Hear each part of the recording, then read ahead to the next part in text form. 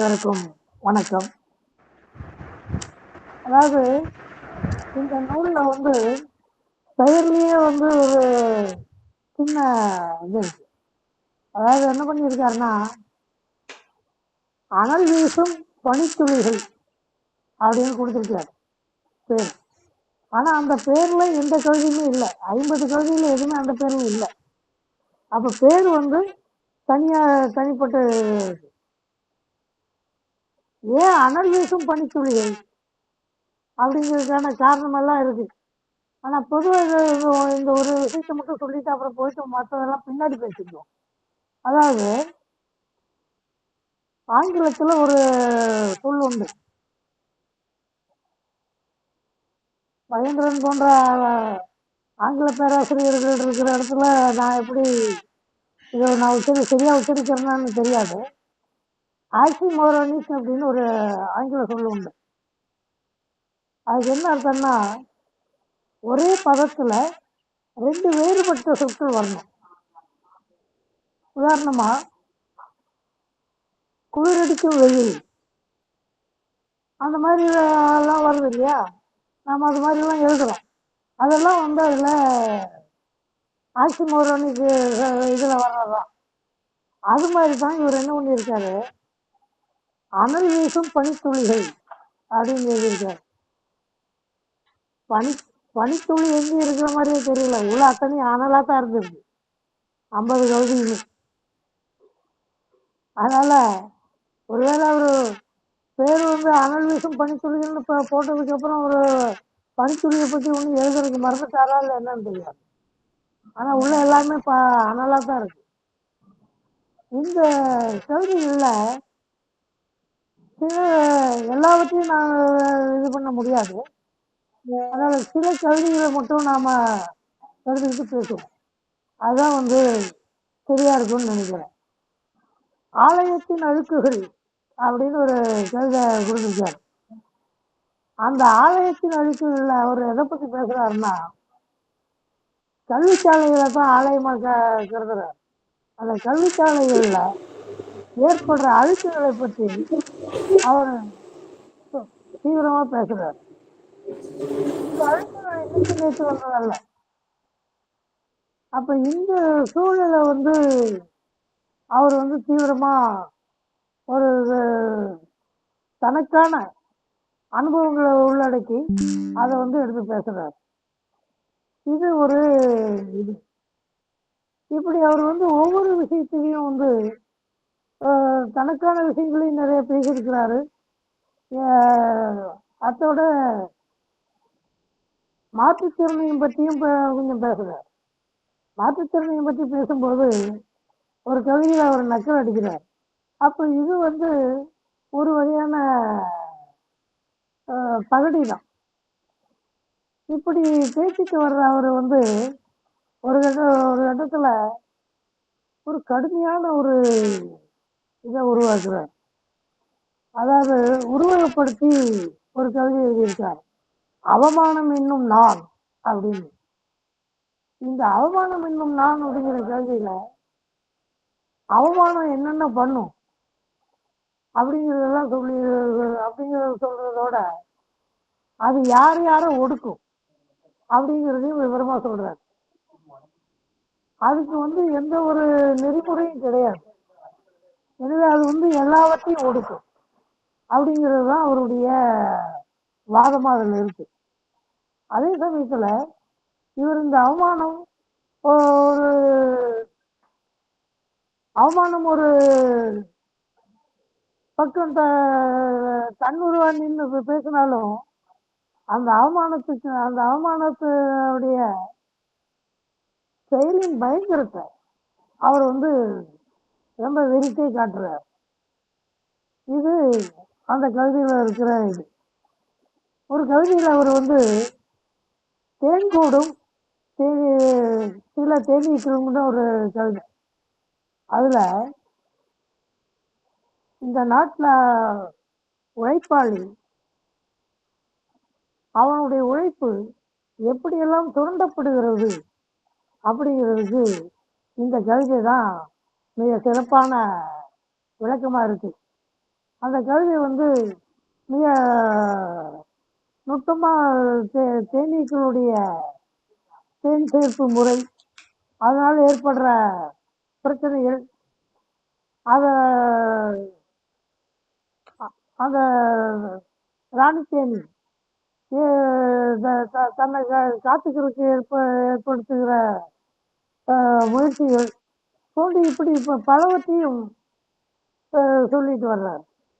இப்படி சமூகத்தை பற்றி மட்டும்தான் சொல்றாரா? சமூகத்தில் இருக்கிற இப்படியான சில மேல பெரிய இதை பத்தி மட்டும்தான் பேசுறாரா? இல்லை. அவர் மனம் மிக இலகிய அல்லது மிக நெகிழ்வுத்தன்மை கொண்ட மனம் அப்படிங்கிறது தெரியுது. ஏன்னா இந்த நமக்கு தெரியும், குழந்தைகள் பலர் வந்து இருமலுக்காக மருந்து சாப்பிட்டு செத்து போன இது நமக்கு தெரியும் தானே, செய்தி இருக்கு இல்லையா? அந்த செய்தி இவரை ரொம்ப பாதிச்சிருக்கு. அந்த செய்தியால இவர் ரொம்பவுமே பீடிக்கப்பட்டிருக்கார். அதனாலதான் அவர் அதுக்கு அந்த கல்விக்கு தலைக்கே அவர் என்ன வைக்கிறார்னா, ஐயோ இரும்பாதே செல்லமே அப்படின்னு வச்சிருக்கார். ஏன்னா குழந்தைகள் இருமுனாவே பயம் வந்துடும். அப்ப அந்த மாதிரியான ஒரு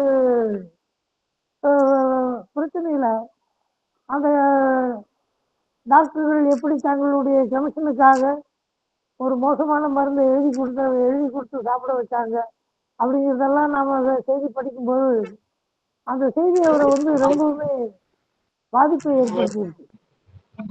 அதனால அதை பத்தி அவரு எழுதும்போது ஐயோ இரும்பாதே செல்லமே அப்படின்னு எழுதுறாரு. இது குழந்தைகளுக்கான இது மட்டுமல்ல, இதே மாதிரி ஆணாதிக்கம் எந்த அளவுக்கு இருக்கு, அது எந்த அளவுக்கு வேலை செய்யுது, பெண்ணை அது எப்படியெல்லாம் அடிமைப்படுத்தி வருகிறது அப்படிங்கிறத பத்தி பேசுறார். பெண்ணை அடிமைப்படுத்துகிற ஆணாதிக்கங்கிறது இன்றைக்கு நேற்றுக்கு ஆனதல்ல. அது வந்து சில 1000 ஆண்டுகளாக உள்ளது. பெண் எப்ப அடிமையானா அப்படிங்கிற ஒரு கேள்விக்கு வந்து இன்னமும் முழுமையான விளக்கம் கிடைக்கல. ஏன்னா சில வரலாற்றாளர்கள் என்னங்கிறாங்கன்னா, நெருப்பை கண்டுபிடித்த காலத்தில் பெண் அடிமையானாள் அப்படின்னு ஒரு வாதம் உண்டு. இன்னும் சிலர் என்ன சொல்றாங்கன்னா, பர்மனன்ட் செட்டில்மெண்ட், நிரந்தரமா நாடோடிகளா இருந்த மக்கள் நிரந்தரமா தங்க ஆரம்பிச்ச உடனே விவசாயத்தை பார்க்கறதுக்கும் கால்நடைகளை பார்த்துக்கிறதுக்குமாக அவங்க அங்க நின்னதுனால பெண்கள் அப்படி அடிமையானாங்க அப்படின்னு ஒரு வாதம் உண்டு. இது எதுவாயினும் பெண் அடிமையானாலுங்கிறது உண்டு. அப்போ அடிமையான பெண் எப்படியெல்லாம் பாதிக்கப்பட்டிருக்கிறாள் அப்படிங்கிறத இவர் தன்னுடைய கவிதையான ஆண் எனப்படுவது யாதெனில் அப்படின்னு ஒரு கவிதையில சுட்டி காட்டுறார். இப்படி பல விஷயங்களை அவர் வந்து இது பண்ணிட்டு வர்றார். அப்படி எல்லாம் பண்ற அதே சமயம் அவர் வந்து சில விஷயங்களை வந்து மிக எப்படி சொல்லலாம், அதாவது கொஞ்சம் கடுமையாகவே தாக்குறார். கடுமையாகவே தாக்குறது அப்படிங்கிற ஒரு இது அவருக்கு, அது வந்து நம்ம எதுவும் சொல்ல முடியாது. அவருடைய அறச்சீற்றம் அந்த அளவுக்கு பொங்கி எழுது. அதுல குறிப்பா எதுல அதை ரொம்ப பார்க்கலாம்னா, ஜனநாயகத்த அகதிகள் அப்படின்னு சொல்லி ஒரு கவிதை, ஜனநாயக அகதிகள்னு சொல்லி ஒரு கவிதை. அதுல எப்படியெல்லாம் அகதி ஆக்கப்படுறாங்க அப்படிங்கிறத மிக நுட்பமா சொல்றாரு. இது இந்தியாவுக்குள்ள இருக்கிற விஷயங்களை பத்தி மட்டும்தான் கவலைப்படுறாரா? இல்லை, வெளிநாடுகள்ல ஏற்படுற செய்தியை பார்க்கும்போது, ஏற்படுற விஷயத்த செய்தியா பார்க்கும்போது அதை பற்றியும் அவர் பெரும்பாலும் கவலைப்படுகிறார். அதுக்கு ஒரு உதாரணம், அவர் எழுதுகிற அந்த கவிதை, அந்த மண்ணை ஒருபோதும் வெல்ல முடியாது அப்படின்னு சொல்லி.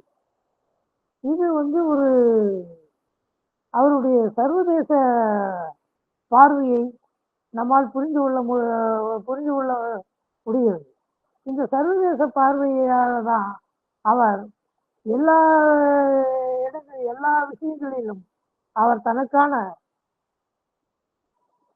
தனக்கான இலக்கை அவர் அமைத்துக் கொண்டிருக்கிறார். அவர் இப்படி அமைச்சிட்டு வர்றதுல ஒரு சில உள்நாட்டு அரசியலை பற்றி அவர் பேசுறதுல ஒரு செய்தி, கலைஞர் என்னும் காவலன் அப்படின்னு ஒரு கவிதை கொடுத்திருக்கார். இந்த கலைஞர் என்னும் காவலன்கிற கவிதை அவர் இது பண்ணும்போது கலைஞரை பற்றி மிக மேம்பட்ட வகையில அவர் எழுதி வர்றார். அடுத்தது அவரு மிக முக்கியமா 2-3 கவிதையில போட்டு வறுத்து எடுத்திருக்கிறார். அதாவது நடிகர்கள் அரசியலுக்கு வர்றது தப்பு அப்படின்றத நம்ம சொல்ல முடியாது. அமெரிக்காவில் டொனால்டு ரீகன் கூட ஒரு நடிகர் தான். பிரசிடென்டான டொனால்டு ரீகன் முன்னாள் நடிகர் தான், ஹாலிவுட் நடிகர் தான். எனவே நடிகர்கள் வர்றது தப்பா ஏதாவது சொல்ல முடியாது. ஆனா அவங்க தங்களை தகுதிப்படுத்தி கொண்டார்களா, தங்கள் தகுதிக்கு அவர்கள் விரும்புகிற பொறுப்புக்கு தாங்கள் தகுதியானவர்களா, பொறுப்பேற்க தயாராக இருக்கிறவர்களா அப்படிங்கிறதான் கேள்வி. ஏன்னா அவை காலத்திலேயே இந்த பிரச்சனை அவை என்ன சொல்றா, கொற்றவர்க்கு உச்சிடத்து உதவி அப்படிங்கிறார். அது இன்னைக்கு நாம அரசுக்கு வச்சுக்கலாம். அரசுக்கு அழகு உச்சிடத்து உதவி. இந்த உச்சிடத்து உதவி அதாவது குறிப்பிட்ட உதவி தேவைப்படுற இடத்துல அந்த தேவையை செய்ய முடியுமா? அப்போ அந்த நடிகருடைய பின்னாடி ஓடுற ஜனங்களை பற்றி அவர் ரொம்பவுமே கவலைப்படுறார். அதுதான் அவர் அதனால அவருக்கு இருக்கிற ஆற்றாமை, அதாவது இப்படியெல்லாம் நடக்குதே அப்படிங்கிற ஆற்றாமையில 2-3 கவிதைகள் அவர் அதை பற்றி எழுதியிருக்கிறார். அது மாதிரியான கவிதைகள் இதுக்குள்ள இருக்கு. அப்போ இப்படியாக அவருடைய கவிதைகள்ல சில கவிதைகளை என்னால முழுமையா ரசிக்க முடிஞ்சது. அதுக்காக அவருக்கு நிச்சயமா வாழ்த்து சொல்லுவோம். ஆனா இந்த கவிதைகளுக்கு இனி நாம வேற ஒரு கோணத்துல அந்த கவிதைகளை பற்றி பேசுவோம். பொதுவா கவிதைன்னா என்ன, அந்த கேள்வி இன்னும் இருந்துட்டே இருக்கு காலகாலமா. வேர்ட்ஸ் ஒருத்தா அது கோல்ட்ரிச்சான்னு தெரியாது. அது மகேந்திரன் போன்ற பேராசிரியர்கள் தான் சொல்லணும். அவங்க அவர் சொல்லும்போது, உணர்ச்சி என்கிற தாய்க்கும் கற்பனை என்கிற தந்தைக்கும் பிறந்த குழந்தைதான் கவிதைனார். அப்போ இந்த கவிதை அப்படிப்பட்டது என்றால் வேறொருத்தர் சொன்னார், கவிதைனா என்ன? கவிதைனா ஒண்ணும் இல்லை, ப்ராப்பர் வேர்ட் இங்கே ப்ராப்பர் பிளேஸ் அப்படின்னாரு. சரியான இடத்துல சரியான வார்த்தையை வச்சுன்னா அதுதான் கவிதை. அப்போ சரியான இடத்துல சரியான வார்த்தைகள் வைக்கிறதுல இவர் வெற்றி பெற்றிருக்காரா அப்படின்னா 2 பதில் உண்டு. ஆம்னு ஒரு பதில் உண்டு, கொஞ்சம் இல்லைன்னு ஒரு பதில் உண்டு. அதாவது இவருடைய கவிதைகள் எல்லாமே பெரிய பெரிய கவிதைகள். சின்ன கவிதை எதுவும் இல்லை, எல்லாமே பெருசு பெருசு. அந்த பெரிய பெரிய கவிதைகள்ல சிலது வந்து பெரிய பெரிய கவிதைகளா இருக்கிறதுனால அது வந்து ஒரு கவிதைக்கான ரசனையை தர மறுக்குதோ அல்லது அதை வந்து கொஞ்சம் குறைக்குதோ அப்படிங்கிற எண்ணம் உண்டு. என்னுடைய சொந்த அனுபவத்தை அதில் சொல்லிக்கலாம்னு நினைக்கிறேன். 70களில் இவர் பரிணாமன் வந்து மதுரையிலிருந்து மகாநதின்னு ஒரு பத்திரிகை நடத்திட்டு இருந்தார். அதுக்கு சோவியத் யூனியனை பற்றி ஒரு பெரிய கவிதை நான் எழுதி அனுப்பிச்சேன். அவர் எனக்கு ஒரு கடிதம் போட்டார் கார்டில். கவிதை மிக நன்றாக இருக்கிறது, ஆனால் பத்திரிகை எழுதுக்கு இவ்வளோ பெரிய கவிதைகள் ஈடுபடாது, சின்ன சின்ன கவிதைகள் எழுத ஆரம்பிங்க. அதற்கு பிறகுதான் நான் சின்ன கவிதைகளின் நீளத்தை குறைக்க ஆரம்பித்தேன். அப்போ என்னன்னா, கவிதைகள் வந்து இன்னைக்கு சுருக்கமாக இருக்கணும்னு நினைக்கிறாங்க, சின்னதாக இருக்கணும்னு பார்க்குறாங்க. அப்படி பார்க்கறதுக்காக தான் அவங்க வந்து அங்கே போய் இங்கே போய் கடைசியில் டெஸ்ட் மேட்ச் போய் ஒன் டே மேட்ச் வந்து ஒன் டே மேட்சும் போய் இப்போ 2020 வந்துச்சு இல்லையா, இது மாதிரி கவிதைகள்லேயும் அங்கே போய் இங்கே போய் கடைசியில் அவங்க வந்து ஹைக்கூக்கே வந்துட்டாங்க, 3 வரிகளை படிச்சுட்டு போக முடியும். அப்போ இப்படியான ஒரு சூழல் இருக்கு. இதில் பலர் வந்து வாழ்த்துறை கொடுத்துருக்காங்க, எல்லாருமே நல்லா இது பண்ணியிருக்காங்க. ஜமாலன் அணிந்துரையில் வழக்கம் போல ஜமாலன் தன்னுடைய விமர்சனத்தை முன்வைச்சிருக்கார். அதாவது ஜமாலன் 2-3 விஷயத்தை இது பண்ணியிருக்கார். ஒன்று வந்து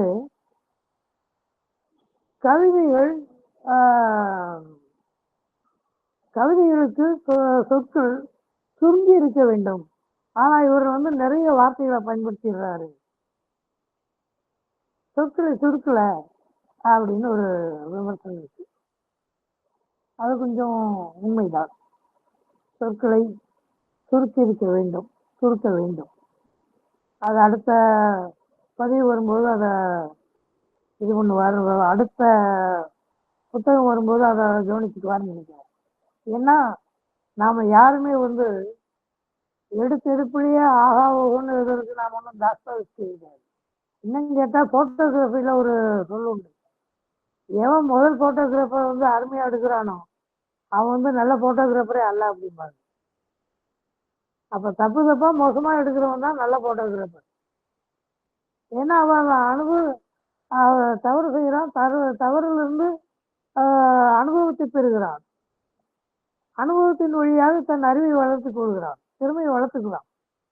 அப்போ அதுதான் சரியான முறை. எனவே அந்த அடிப்படையில் பார்க்கும்போது 2வது புத்தகம் 3வது புத்தகத்திலலாம் நாம் வந்து செம்மையாக பண்ணிட முடியும். ஆனால் வேறொரு விஷயத்தை அவர் ஜமாலன் மறுக்காம ஒத்துக்கிறார், அதாவது அதை வெளிப்படுத்தியும் இருக்கிறார். அதாவது அவர் ஆங்கில பேராசிரியராக இருப்பதால நவீன கவிஞர்களை ஆங்கிலத்தில் பார்க்கிற வாய்ப்பு அவருக்கு நிறைய இருக்கிறதுனால அவரால் இதை செய்ய முடியும். அவருக்குள்ள கவி ஆற்றல் நிறைய இருக்கிறது, அதை அவர் வெளிப்படுத்துவது மட்டும்தான் சிக்கல் இருக்குது. அதை வந்து அவர் அடுத்த புத்தகத்தில் சரியாக பண்ண முடியும் அப்படிங்கிறார். உண்மைதான். அவருடைய அறச்சீற்றமும் அதுவும் பார்க்கும்போது கவி ஆற்றல் அவருக்கு வந்து நிறைய இருக்கு. ஆனால் அதை வந்து அவர் வந்து இன்னும் கொஞ்சம் செம்மைப்படுத்தணும் அப்படிங்கிறது பொதுவான ஒரு இது. ஜமாலன் இன்னொரு கருத்தை வைக்கிறார், அதாவது இவருடைய கவிதைகளில் பெரும்பாலும் ஆதாரம் சேதாரம் இப்படியெல்லாம் எதிரிய மூனையெல்லாம் வர்றதுனால இவருடைய கவிதைகள் வந்து திராவிடத்தன்மை கொண்டு இருக்கிறது, திராவிட சாய்வில் இருக்கிறது அப்படிங்கிறார். இது எனக்கு வந்து அவ்வளவு உடன்பாடான விஷயம்னு எனக்கு தோணல. கம்பன் ஆழ்ந்த பேரன்பினால் அணைய கூறலும் சூழ்ச்சி வினை நிகழ்க கூணி சொல்லுவார். வீழ்ந்தது நின்னலம் திருவும் வீழ்ந்தது வாழ்ந்தனர் கோசரை என்றாள் அப்படிம்பார். அப்ப இதுல வந்து அவரு எதிய மொழி எல்லாம் வச்சுதான் பண்ணிட்டு. அப்ப நம்ம பாரம்பரியமே எதிய மொழியை சார்ந்ததுதான். அப்படி நம்ம பாரம்பரியமே எதிய மொழியை சார்ந்து இருக்கிறதுனால நாம வந்து இதை வந்து சில விஷயங்களை தவிர்க்க முடியாது. அது அப்படிதான். ஏன்னா ராப்பி சேதுபிள்ளை எழுதின இந்த கடற்கரையில புத்தகம் பார்த்துருப்பீங்க, படிச்சிருப்பீங்க. அதுல